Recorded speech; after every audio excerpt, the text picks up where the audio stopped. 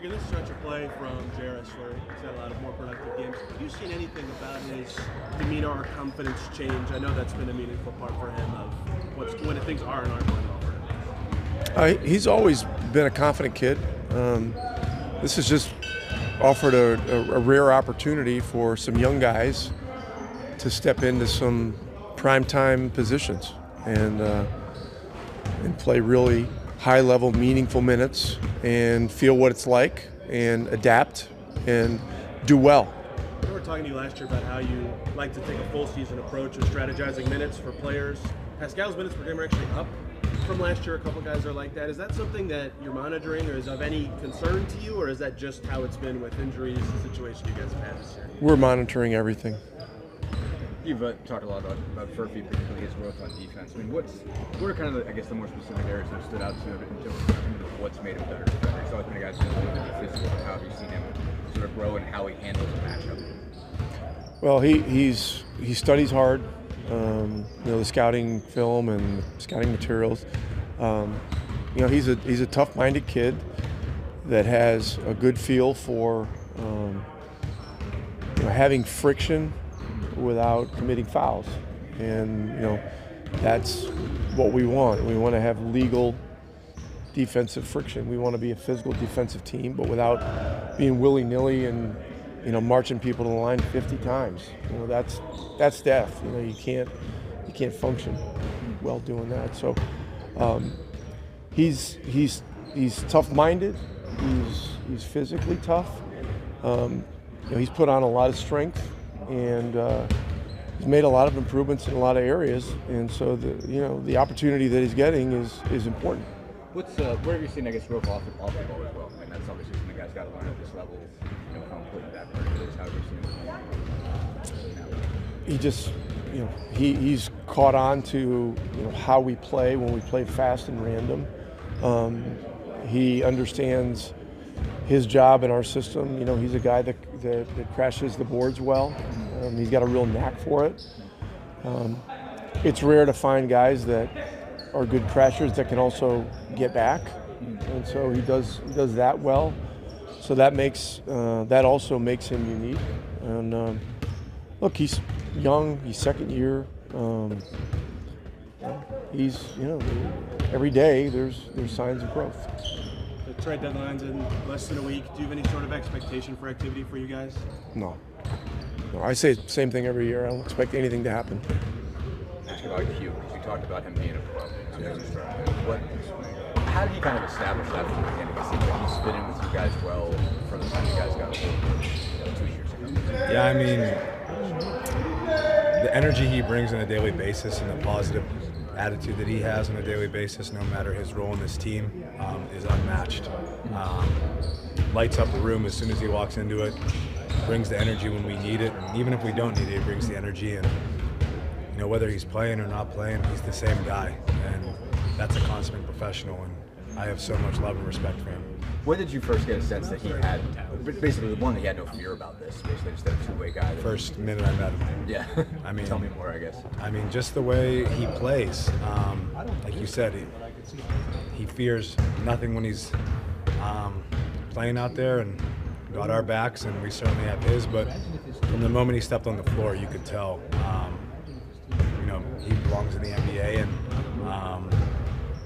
just happy for the opportunity that he's getting. How have you seen Furphy grow in this position that he's been starting a lot more? How have you seen him grow on both ends? What is the opportunity to start doing for him? Yeah, I mean, I think it's getting him more comfortable. The more minutes he's playing, established role, he's becoming more comfortable throughout our offense and defensively. I think he's an extremely underrated defender, especially on ball. And the more comfortable he gets, the better he's playing, and that obviously really helps us. What makes him good on defense, and where has he gotten better? I mean, he's getting tougher assignments. He's guarding starters now.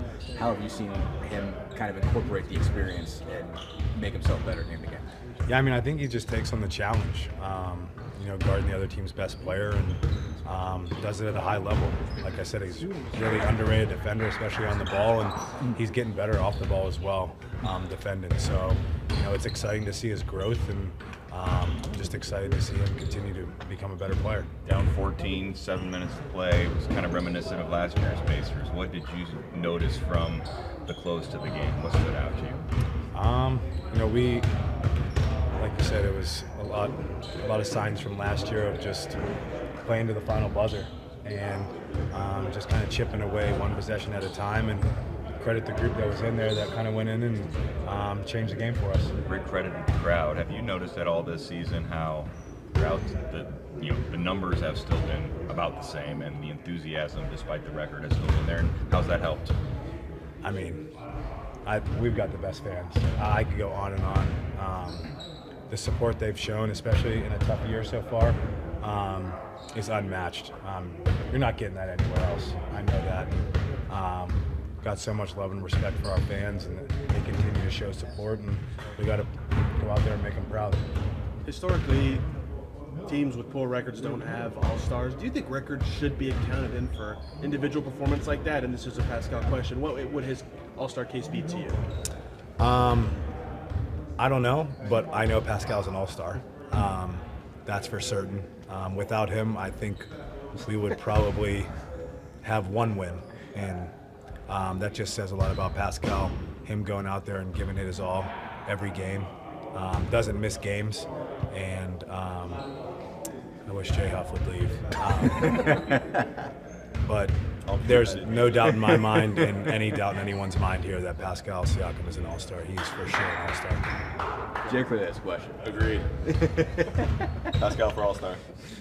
All right. Are we done? Thanks. Thanks, Jake. You good? Johnny, Rick's talked a lot about your defense, your growth on that end. I mean, where have you tried to get better there? Where do you think you have gotten better as a defensive player this year? Yeah, I think obviously it's such a important part of the game, and I think every game I think I'm just learning more and more about how to kind of contain guys, but I think I'm just scratching the surface of where I could be as a defender.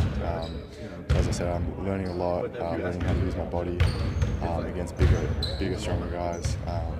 But I think I'm seeing improvement. What I think the way Rick put it, he said you're good at creating friction without, causing fouls, basically, without getting causing fouls.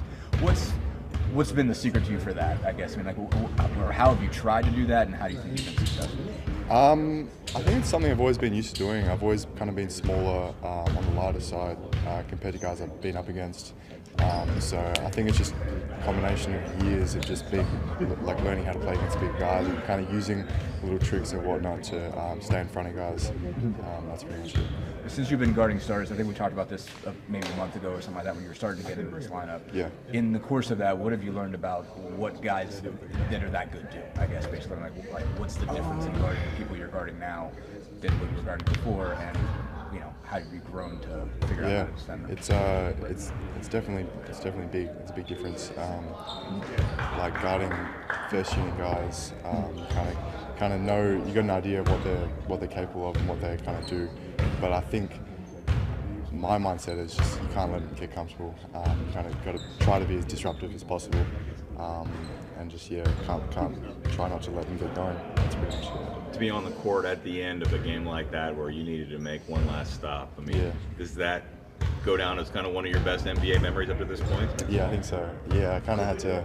I mean, in the moment I wasn't really thinking about it, but after I was like, that was pretty special. Like being on the court, meaningful minutes like that, and kind of having the trust of my teammates and coaches to kind of put me on the floor was pretty cool. As you've gone back to look at maybe that specific defensive play, film, pros, cons, like did you do what you wanted to do, and how much did it help to have Aaron kind of helping? Nah, that was all Aaron.